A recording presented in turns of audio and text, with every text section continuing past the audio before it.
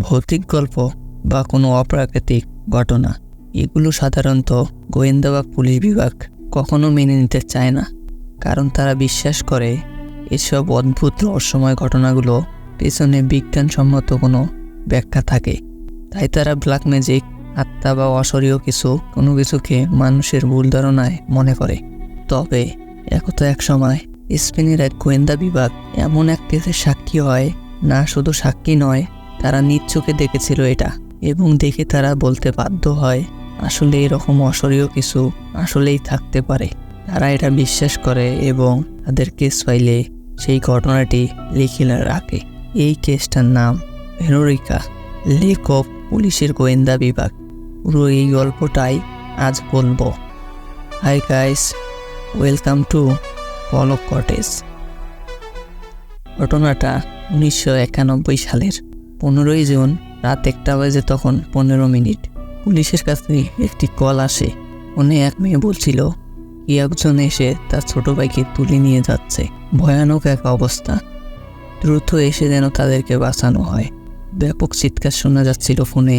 Police তাই দ্রুত ওই মেয়ের বলা ঠিকানায় বেরিয়ে পড়ে। রাতভর বৃষ্টি হচ্ছিল সেই দিন। শীতকালে হঠাৎ করে এইরকম বৃষ্টি আসলেই অবাক করার মতো একটি বিষয়। পুলিশ এসেছে, সাথে আবার কিছু এসেছে গোয়েন্দাও। ঠিকানাতে এসে দেখা যায় অবস্থা একদমই বিকৃত। পাড়া প্রতিবেশীরা ভয় পেয়ে আছে। ওই বাড়িটা থেকে নাকি এক অদ্ভুত চিৎকারের আওয়াজ শোনা যাচ্ছিল। গোয়েন্দা প্রধান সেই বাসাটাতে যায়। বাসার ভিতরের অবস্থা আতঙ্কিত হওয়ার মতোই। জিনিসপত্র সব ভেঙে পড়ে আছে। কিছু দূরে এগিয়ে দেখা যায় মেঝেতে পড়ে আছে কিছু রক্ত ফোঁটা। আর সামনে যে দরজাটি ছিল সেই দরজার ভিতর থেকে বিটফুটে সব আওয়াজ বের হচ্ছিল। ভয়ে ভয়ে সবাই এগিয়ে যায়। ভিতরে এসে যা দেখা গেল একদমই তা শিহরি করার মতো। পুলিশ ওই দিন কি দেখেছিল তা জানার আগে আমাদের পিছনের কিছু ঘটনা জানতে হবে। তার আগে যারা চ্যানেলটি সাবস্ক্রাইব করেননি দ্রুত সাবস্ক্রাইব করে নেন। চলে আসা যাক কয়েকদিন আগে, অর্থাৎ এই যে ঘটনাটি ঘটল তার থেকে ঠিক 7 দিন আগে। গল্পের প্রধান চরিত্র ভেরোনিকা, সবাই তাকে ছোট করে ভেরুই বলে ডাকে। খুবই শান্তশিষ্ট ও মেধাবী একজন মেয়ে ছিল এই ভেরোনিকা। তার বয়স সবে মাত্রই 15 হয়েছে। তারা 4 ভাই বোন। ভেরু সবচেয়ে বড়। তার একদম ছোট ভাই যার নাম অ্যান্তনিকো। আর এই তার ছোট ভাইকে বলতে গেলেই ভেরোনিকায় তাকে দেখে শুনে বড় করছে। মায়ের দায়িত্বটাই সে পালন করে। তাদের মা বেঁচে আছেন, কিন্তু তিনি তাদের দেখাশোনা করতে পারেন না, কারণ তাকে রাতভর একটি বারে কাজ করতে হয়। দিনের বেলা না ঘুমালে তিনি রাতে কাজ করতে পারবেন না। তাদের বাবা বেঁচে নেই। ভেরু ছোট থাকতেই তার বাবা মারা গেছেন। ভেরু অনেক ভদ্র মেয়ে, এ সব কিছু দেখে রাখতে পারলেও পাশাপাশি পড়ালেখাও ভালো করছে। একজন ধার্মিক মেয়েও ছিল। নিয়মিত সে তার বাবার কথা স্মরণ করে এবং তার জন্য দোয়াও করে। কিন্তু আজ সে তার বাবার ছবি শুধু দেখার জন্য বের করেনি, এটা দিয়ে সে আজ একটি বিশেষ কাজ করবে। ভেরু প্রতিদিনের মতো তার স্কুলে যায়। ক্লাসে আজ তাদের টিচার বেশ ইন্টারেস্টিং একটি বিষয় বোঝাচ্ছেন, তা হলো সূর্যগ্রহণ। আজকে সূর্যগ্রহণ হবে। সূর্যগ্রহণ মহাকাশে পৃথিবী ও সূর্যের মাঝে যে ফাঁকা অংশটি রয়েছে এখানে আর চাঁদ চলে আসবে কিছু সময়ের জন্য। তাই কিছু সময়ের জন্য সূর্যকে পৃথিবী থেকে দেখা যাবে না, বা একদমই দেখা না যেতে পারে। তাই পৃথিবী তখন অন্ধকার হয়ে পড়বে, মানে দিনের বেলায় অন্ধকার, দিনকেও তখন রাত মনে হয়। এটাই হচ্ছে সূর্যগ্রহণ। এটা হলো একটি সাধারণ ঘটনা। আর এই সূর্যগ্রহণ নিয়ে টিচার কথা বলছে, এটা কি, কেন হয়, কিভাবে এটাকে দেখতে হয়, এই সব কিছু। তবে তিনি এখানে এই সূর্যগ্রহণের উপর ভিত্তি করে কিছু কুসংস্কারের কথাও তুলে ধরেন। আদিকালে এক সম্প্রদায়ের মানুষ বিশ্বাস করে সূর্যগ্রহণের সময় নাকি অসৎ শক্তি বা অপশক্তি বা অশুভ শক্তি প্রভাব বেড়ে যায়। মানে দিনের বেলা যেহেতু পৃথিবী অন্ধকার হয়ে পড়ে, তাই তারা এটা অশুভ শক্তির সাথে তুলনা করত। তারা বিশ্বাস করত এটা ত্যাগের সময় পাপীদের হত্যা করে তাদের পাপ কমাতে হবে। তাই আদিকালের এই সম্প্রদায়ের মানুষগুলো বিভিন্ন প্রাণীদের বলিদান দিত। যারা খারাপ কাজে লিপ্ত থাকতো তাদেরকেও ধরে এসে জিন্দায় বলিদান দেওয়া হতো। এতে করে তারা মনে করত এরকম করলে অশুভ শক্তির নাকি শক্তি আর বাড়বে না। যাই হোক, এটা একটা কুসংস্কার। ক্লাসের সবাই এটা মনোযোগ দিয়ে শোনে। ভেরোনিকা আবার একটু ভয়ও পেয়েছিল। সূর্যগ্রহণের সময় হয়ে গেছে। স্কুলের সকল শিক্ষার্থীরা সূর্যগ্রহণ দেখার জন্য ছাদে যায়, কিন্তু বেনুরিকা আর তার 2 বান্ধবী ছাদে যায় না। তারা যায় অন্য কোথাও। তারা স্কুলের নিচে এক বেসমেন্টে আসে। এখানে তারা একটি রিচুয়াল করবে। রিচুয়াল অর্থাৎ বিশেষ কোনো উদ্দেশ্য পূরণ করার জন্য আচার অনুষ্ঠান কিছু একটা করা। তারা যে রিচুয়ালটি করবে ঊর্জা বোর্ড রিচুয়াল। ঊর্জা বোর্ড খ্রিস্টান ধর্মের অনেকেই বিশ্বাস করে এই বোর্ডের মাধ্যমে স্পিরিট মানে মৃত মানুষদেরকে ডেকে আনা সম্ভব। বোর্ডের উপরে ইংরেজি ভাষার সব ওয়ার্ডেই লেখা থাকে। বিশেষ কোনো দিনে নির্জন অন্ধকারে এই ঊর্জা বোর্ড প্লে করতে হয়। বোর্ডের অক্ষরগুলোর উপরে হাত বসিয়ে প্রিয় মানুষ যিনি আসলে মারা গিয়েছেন তাকে ডাকতে হয়, তাকে স্মরণ করতে হয়। এতে নাকি মৃত মানুষের আত্মাটায় চলে আসে। আর যখন তিনি চলে আসেন তখন নাকি এই বোর্ডের মাধ্যমেই তিনি কথা বলেন। বোর্ডের উপরে রাখা কোনো কয়েন বা গিলাস সরে গিয়ে এক অক্ষর থেকে অন্য অক্ষরে যায়, আর এইগুলো দিয়েই তৈরি হয় শব্দ, শব্দ থেকে বাক্য। আর এই কথাগুলোই পরে হয় মৃতদের সাথে যোগাযোগ। তারা কি বলতে চায়, কেমন আছে, এরকম নানান কথা। এটাই হচ্ছে ঊর্জা বোর্ড। খ্রিস্টান ধর্মে অনেকেই এইসব বিশ্বাস করে। এই বোর্ডটা আনার উদ্দেশ্য ছিল ডাইনা নামের এক বান্ধবীর তার মৃত বয়ফ্রেন্ডের সাথে কথা বলতে চায়, কিন্তু এই বোর্ডটা চালাতে গেলে তো মৃত প্রিয় মানুষটির ব্যবহার করা কিছু জিনিস সঙ্গে নিয়ে আসতে হয়। কিন্তু ডাইনা এসব কিছুই আনেনি। আর বেনুরিকা আনছিল সেটা হলো তার বাবার ছবি। তারা 3 বান্ধবী একটি গ্লাসের উপরে ফুল রাখে। বেরু তার বাবাকে ডাকছিল, আর বাকিরা তার কথায় কথা মিলায়। এদিকে দেখা যায় বাচ্চারা তাদের সূর্যগ্রহণ দেখার জন্য প্রস্তুত। পৃথিবী ও সূর্যের মাঝে চাঁদ চলে আসে। সূর্য অর্ধেকটা ঢেকে যাচ্ছিল, আলো কমে আসে, অন্ধকার হয়ে যায়। অন্যদিকে বেরুতের গ্লাসটি হুট করে নড়ে ওঠে। তারা গ্লাসটিকে গরম অনুভব করছিল, কিন্তু বেনুরিকা এর কিছুই বুঝতে পারে না। বাকি দুজনের ভয় করে, তারা ওখান থেকে হাত ছড়িয়ে নেয়। তবে বেনুরিকা তা করে না। সূর্যগ্রহণে সূর্য পুরোপুরি ঢেকে গেছে, আর অন্যদিকে বেনুরিকার হাত রাখা গ্লাসটি নড়ে নড়ে বোর্ডের মাঝখানে এসে যায়। এখানে ছিল সূর্যের চিহ্ন। গ্লাসটি তখনই সেখানে ভেঙে যায়, আর বেনুরিকার হাত কেটে গিয়েছিল। আঙ্গুলের রক্তের ফোঁটা এসে পড়ে এই সূর্যের উপরে। চারদিকের মোমবাতি নিভে যায়। একটা মোমবাতি এসে পড়ে ঊর্জা বোর্ডের উপরে, আগুন লেগে যায় সেটাতে। আর বাকি 2জন মেয়ে সেটা নেবার চেষ্টা করে। পরে ফ্ল্যাশ লাইটটি জ্বালানো হয়। দেখা গেল ঊর্জা বোর্ডটি ভেঙে 2টো হয়ে গেছে। পাশেই শুয়ে আছে বেনুরিকা। তবে সে একদমই অস্বাভাবিক। সে দ্রুত বেগে অদ্ভুত সব কথা বলছিল, যা শুনে বাকি 2 বান্ধবী অনেক ভয় পেয়ে ওঠে। বেনুরিকার অবস্থা মোটেও সুবিধার লাগছিল না। হঠাৎ করে সে উঠে বসে আর উচ্চস্বরে সে বিশাল এক চিৎকার দেয়। আর এত জোরে যে চিৎকার দিয়েছিল সে, তার মুখ অস্বাভাবিক আকারে খুলে গিয়েছিল, যেটা স্বাভাবিক মানুষের জন্য কখনো সম্ভব নয়।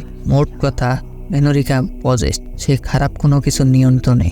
বেসমেন্টের সবগুলো লাইট ভেঙে যেতে শুরু করে। পরিবেশ নিমিষেই ভৌতিক হয়ে যায়।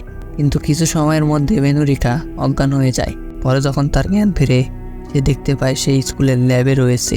ডক্টর বলে বেনুরিকা শারীরিকভাবে অনেক দুর্বল। পুষ্টির অভাবে সে হয়তো অজ্ঞান হয়ে গিয়েছিল। বেনুরিকা স্কুল থেকে বের হয়। সেই সময় দোতলা থেকে তার এই সিনিয়র টিচার বেনুরিকার দিকে অদ্ভুতভাবে তাকিয়েছিলেন। তিনি একজন নান অর্থাৎ সন্ন্যাসী ছিলেন। আর সব থেকে অবাক করার বিষয়, সে অন্ধ। কিন্তু সে অন্ধ হয়েও কিভাবে বেনুরিকার দিকে এক দৃষ্টিতে তাকিয়ে আছেন, এটি খুবই অবাক করার ব্যাপার। তার আচরণ থেকে মনে হচ্ছিল বেনুরিকাদের সব কাজ করা কথাগুলো সে জানেন। বেনুরিকা বাসায় আসে। ওই ঘটনার পর থেকেই তার মনে হচ্ছিল সে একা নয়, তার সাথে অন্য কেউ একজন রয়েছে। তার সবকিছুতেই অস্বাভাবিক লাগছিল। যেমন যে ব্যাগটাতে তার ঊর্জা বোর্ডটি ছিল, এটা সে বইয়ের তাকের একদম উপরে রাখছিল, কিন্তু বেনুরিকা বাইরে আসার সাথে সাথে সেই ব্যাগটা বারবার পড়ে যায়। সে সেই ব্যাগটি আর উপরেই রাখতে পারছিল না, এটা তাকে তার খাটের নিচে রাখতে হয়। আবার দুপুরে খাবার সময় বেনুরিকার শরীর কাঁপছিল। মনে হয় কেউ তার উপর বল প্রয়োগ করছে। সে খাবার মুখে নিয়ে থাকে, কিন্তু খেতে পারে না। অস্বাভাবিক অবস্থা। ওয়াশরুমে কাপড় পরিষ্কার করার সময় সে দেখে তার কাঁধে রয়েছে বড় একটি হাতের ছাপ। মনে হয় তার অজান্তে কেউ এসে তাকে আঘাত করেছে। সে অদ্ভুত সব আওয়াজ শুনতে পারছিল।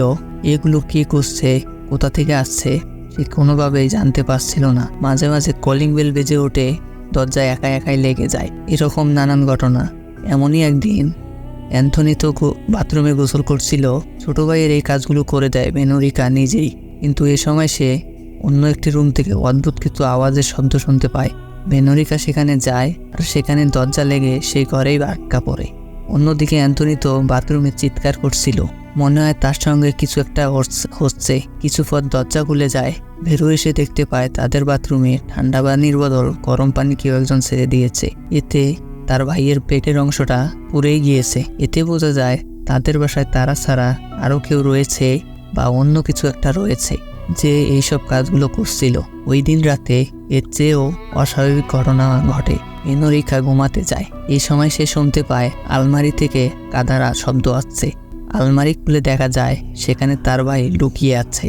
সে কোনো একটা কিছু দেখে ভয় পাচ্ছে আর তার পিছন থেকে হাঁটার শব্দ পাওয়া যায়। পিছন ফিরতে দেখা যায় তার মৃত বাবা একদম লগ্ন অবস্থায় ভেনোরিকার সামনে দাঁড়িয়ে আছে। সে ভেনোরিকাকে ডাকছিল আর অদ্ভুত সব আওয়াজ করছিল। কিছু পরেই ভেনোরিকা বিছানায় পড়ে যায় আর অনেকগুলো হাতে সে তাকে চাপিয়ে ধরে। কিছু একটা তাকে মেরে ফেলতে চাচ্ছিল। পরক্ষণে সে জেগে ওঠে। মানে এটা ছিল তার দুঃস্বপ্ন। তার মনে হয় রাতে এসব বাস্তবেই হয়েছে। সকালে ভেনোরিকা স্কুলে যায়। স্কুলে তার প্রিয় দুই বান্ধবী এখন আর তার সঙ্গে মিশতে চায় না। আর ওই ঘটনার সময় ভেনোরিকা ফিসফিসিয়ে তাদেরকে এমন কিছু বলছিল। তারপর থেকে তারা অনেক ভয়ে রয়েছে। এসবেতে ভেনোরিকা অনেক বিরক্ত হয়ে স্কুলের ওই বেসমেন্টে যায়, যেখানে তারা ওজা বোর্ড প্লে করছিল। সে জানতে চায় এখানে আসলে হয়েছিলটা কি। এখানে তার সাথে সাক্ষাৎ হয় সেই শিক্ষকটির, যিনি ওই দিন ভেনোরিকার দিকে এক দৃষ্টিতে তাকিয়েছিলেন। উনি এসে ভেনোরিকাকে বলে, তুমি সেই দিন যা করেছো একদমই ঠিক করনি। তুমি ওই দিন তোমার বাবাকে আনার বদলে অশুভ শক্তি ডেকে এনেছো। সে তোমার পিছু ছাড়বে না। এমনকি এখন তোমার পরিবারেও অনেক বিপদে। ভেনোরিকা, তোমার কি মনে হয় আমি কিভাবে অন্ধ হয়েছি? আজ থেকে কয়েক বছর আগে আমিও তোমার মতো এমন কিছু একটা করেছিলাম। তখন আমার সঙ্গেও এমন হয় যা এখন তোমার সঙ্গে হচ্ছে। আমি ধার্মিক পরিবার থেকে হওয়া সত্ত্বেও অনেক কষ্টে এই জিনিসটার থেকে রেহাই পেয়েছি, কিন্তু তারপরেও আমাকে অন্ধ হতে হয়েছে। না জানি তোমার কপালে কি রয়েছে। যাও গিয়ে তোমার ভাই বোনদের বাঁচাও। ভেনোরিকা বাসায় আসে।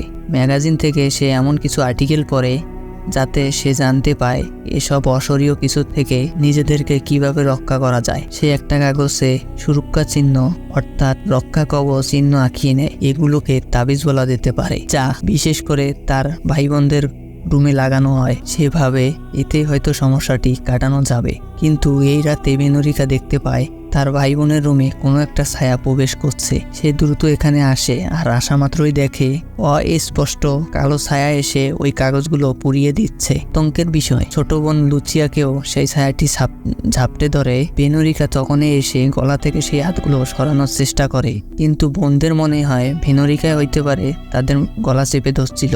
ওই রাতে তারা আর কেউ ঘুমায় না, সবাই একসাথেই থাকে।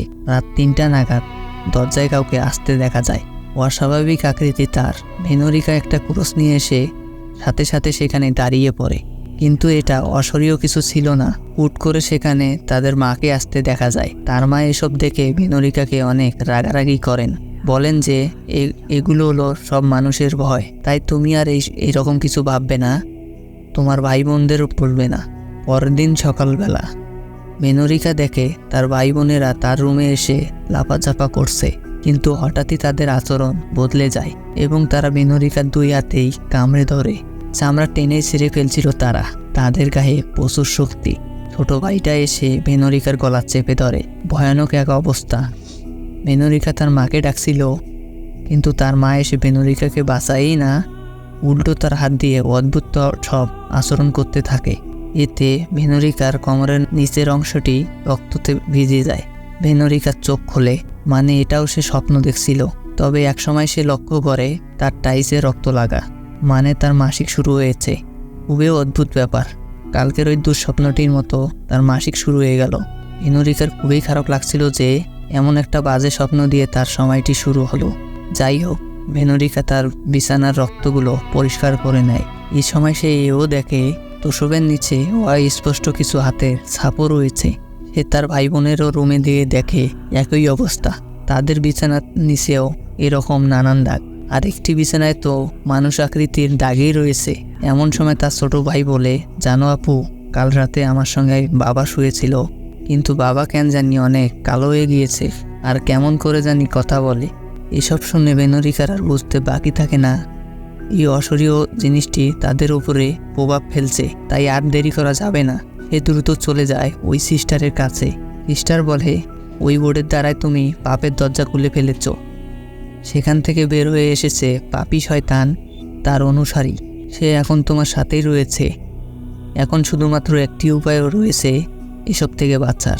তোমাকে এই পাপের দরজাটি বন্ধ করতে হবে, যেটা তুমি খুলেছ।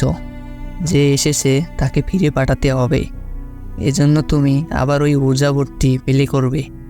বোর্ডের মাধ্যমে যে সে চলে এসেছে তার কাছে তুমি মাপ চাবে, তাকে সুন্দরভাবে বিদায় বলবে। এতে হয়তো তোমাদের সে ছেড়ে দিতে পারে। আর হ্যাঁ, তোমরা যে কয়জনে ওই কাজটি করেছিলে তাদের সবাইকে সাথে নিয়ে ওই কাজটি করতে হবে, না হলে কিন্তু হবে না। ফেরু তার বান্ধবীদের সাথে কথা বলে, কিন্তু তারা কেউই এই বোর্ডটা প্লে করতে আর রাজি হয় না। তারা যথেষ্ট ভীতু। আর তার বান্ধবী বলে, ওই রাতে ভেনুরিকা নাকি ফিসফিস করে বলছিল 3 দিন পর, অর্থাৎ আজকের দিনই নাকি তাদের মৃত্যু হবে। এসব কথা শুনে তারা ভয় পেয়েছে, আর এই কারণে তারা এতদিন ভেনুরিকার থেকে দূরে দূরে রয়েছে। যেহেতু তার বান্ধবী কোনোভাবে ওই বোর্ড প্লে করবে না, এই কারণে ভেনুরিকা প্ল্যান করে সে তার ভাই বোনদেরকে নিয়ে এই বোর্ডটা প্লে করবে। বাজার থেকে সে উজা বোর্ডটির সম্পর্কে কিছু বই কিনে নেয়, আর রাতে পুরনো সেই উজা বোর্ডটি টেপ দিয়ে সে জয়েন লাগায়।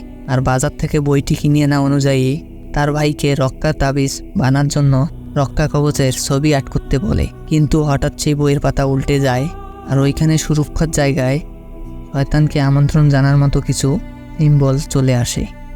তখন অ্যান্থনি তো সে আঁকছিল। চারদিকে মোমবাতি জ্বালিয়ে দেওয়া হয়। ভেনুরিকারা গোল হয়ে বসে।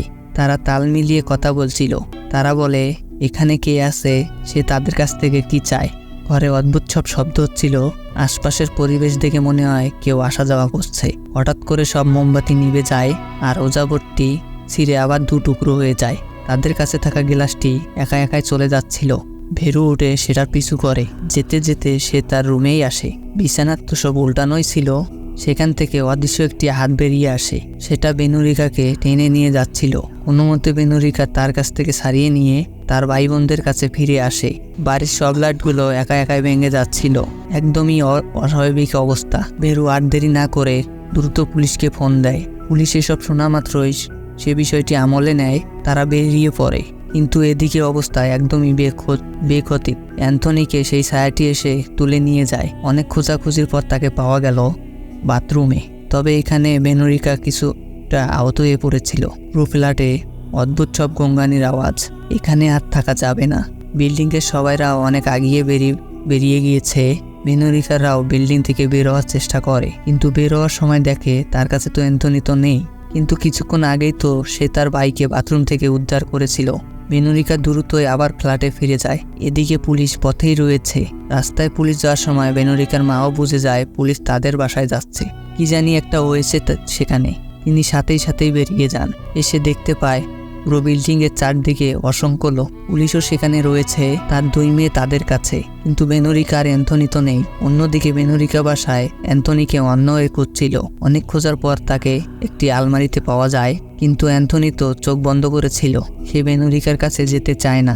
সে ভেনুরিকাকে বারবার বলছিল, তুমি আমার বোন না, তোমার কাছে যাওয়া যাবে না। ভেনুরিকা এসব কিছুর বুঝতে পারছিল না। সে একবার আয়নার দিকে তাকায়। তাকে তার অন্যরকম লাগে। সে একই সাথে তার 2 রূপ দেখতে পায়। একটাতে তাকে হিংস্র লাগছিল, আর অন্যটিতে লাগে তাকে খুবই ভীত।